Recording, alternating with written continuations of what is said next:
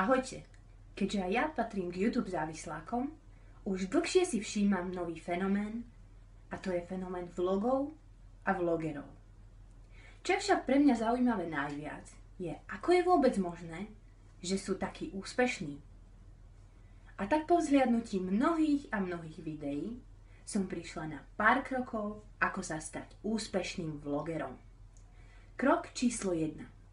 Vážne nebuďte sami sebou a buďte strašne afektovaní. Ahojte ľudkovia, čaute. Teraz budem opakovať rôzne slova dokola, ako čaute.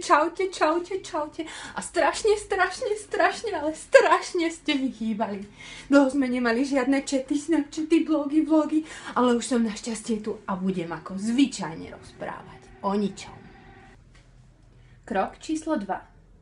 Ak opäť ako zvyčajne nemáš žiadny nápad, istotou bude make-up tutoriál.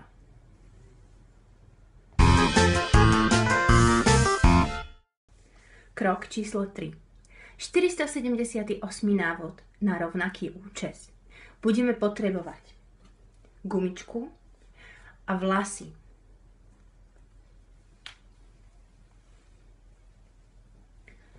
Toto vám ukážem detailne, pretože táto časť je najnáročnejšia na citlivosť prstov.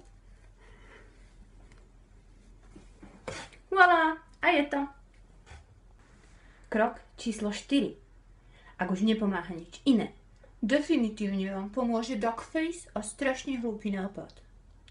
Takže dnes si ukážeme, ako si zväčšiť prsia.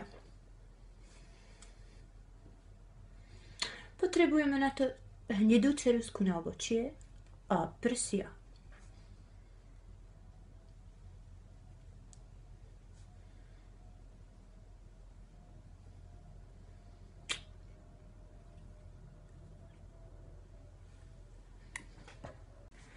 Ak vám aj napriek mojim radám došli všetky nápady, tak proste robte len niečo, čo absolútne nemá zmysel.